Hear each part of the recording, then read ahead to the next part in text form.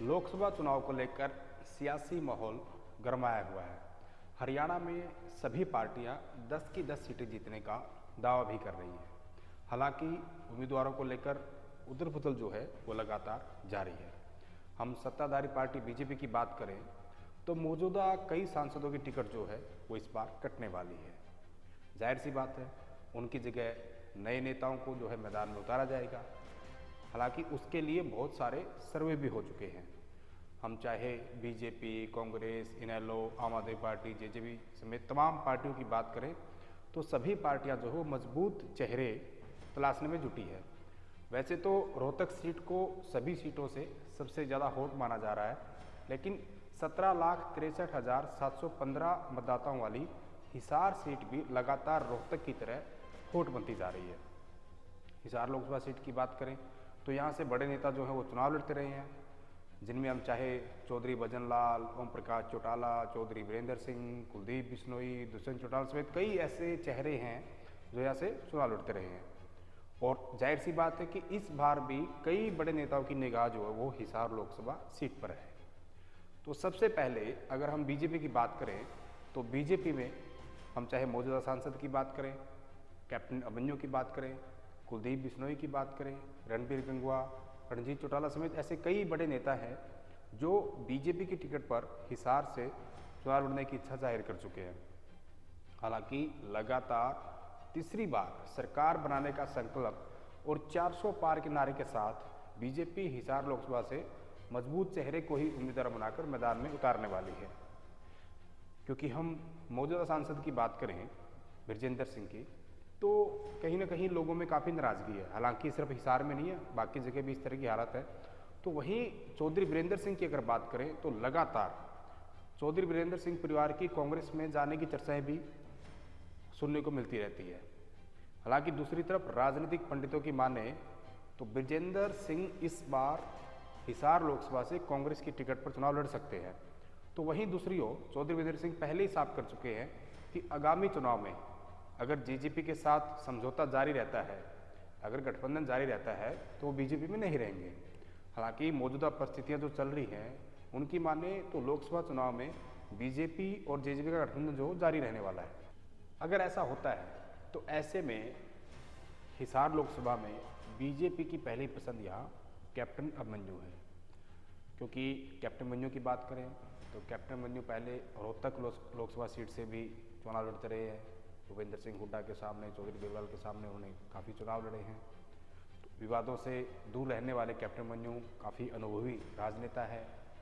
जातीय समीकरणों की बात करें वो भी उनके पक्ष में हैं। तो ऐसे में इन तमाम चीज़ों को देखते हुए लग रहा है कि कैप्टन अभिमन्यु आगामी चुनाव में हिसार संसदीय सीट से बीजेपी के मजबूत उम्मीदवार साबित हो सकते हैं। अगर वैसे भी देखा जाए पार्टी या सरकार के तौर पर तो उन्होंने एक अलग पहचान जो कायम की है, क्योंकि कैप्टन अभिमन्यु को संगठन के साथ साथ सत्ता का भी अनुभव रहा है। खास बात यह भी है कि कैप्टन अभिमन्यु प्रधानमंत्री मोदी और गृह मंत्री अमित शाह के भी करीबी हैं। कैप्टन अभिमन्यु के बाद अगर हम अन्य उम्मीदवार की बात करें तो पिछले साल बीजेपी में शामिल हुए कुलदीप बिश्नोई का नाम आता है। कुलदीप बिश्नोई के बेटे भव्य बिश्नोई आदमपुर से विधायक है। तो ऐसे में एक ही परिवार से 2 टिकटें देना कुलदीप बिश्नोई की दावेदारी को थोड़ा सा कमज़ोर करता है। क्योंकि हरियाणा में ऐसे कई परिवार हैं जो इस बार कहीं ना कहीं चाहते हैं कि बच्चे भी चुनाव लड़ें, यानी परिवार में से एक से अधिक टिकटें लेने के फिराक में है। हालांकि बीजेपी कुलदीप बिश्नोई को हरियाणा की बजाय राजस्थान में चुनाव लड़ा सकती है।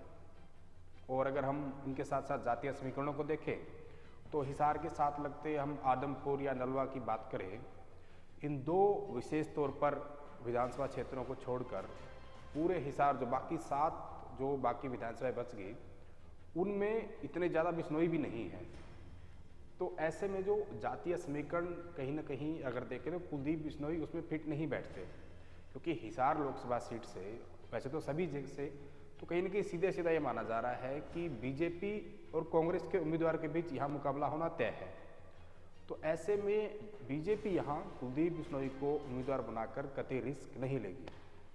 कुलदीप बिश्नोई के लिए हालांकि हाँसी विधानसभा की बात भी करें, वहाँ भी एक नेगेटिव पॉइंट है, क्योंकि हाँसी से उनकी जो पत्नी रेणुका बिश्नोई विधायक रह चुकी है, तो वहाँ भी लोगों में कहीं ना कहीं कामों को लेकर, मेल जोल को लेकर नाराजगी है। तो ऐसे में अगर हम अन्य कैंडिडेट की बात करें तो सरकार में बिजली एवं जेल मंत्री रणदीप चौटाला का भी कहीं न कहीं हिसार लोकसभा से चुनाव लड़ने का मन है, और वो बहुत बार बोल भी चुके हैं, क्योंकि हिसार उनकी कर्मभूमि रही है। बीजेपी अगर उनको टिकट देती है तो इस टिकट पर चुनाव लड़ सकते हैं। हालांकि काफ़ी उम्र हो चुकी है उनकी, और उम्र के साथ साथ बाहरी होने का भी कहीं न कहीं उनके ऊपर एक टैग है। हालांकि पहले वो चुनाव लड़ते रहे हैं, तो आदमपुर का उन्होंने चुनाव लड़ा था, तो बाहरी होने का जो टैग है, और जो बाकी जो अगर हम देखें विधानसभा में इतना ज़्यादा प्रभाव उनका नहीं है।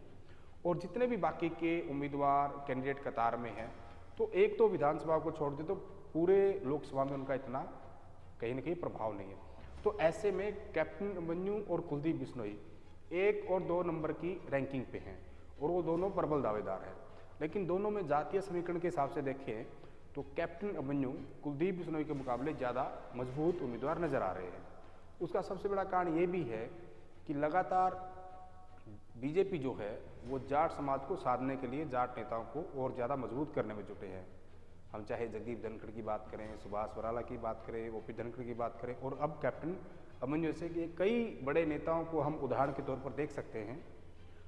और वहीं कहीं ना कहीं होना क्या है, ये पार्टियों का फैसला है, लेकिन असल फैसला तो जो है वो जनता जनार्दन ने करना है, यानी कि आपने करना है। और जिसकी ताकत के दम पे ये लोग सांसद या विधायक चुनकर सरकार बनाते हैं।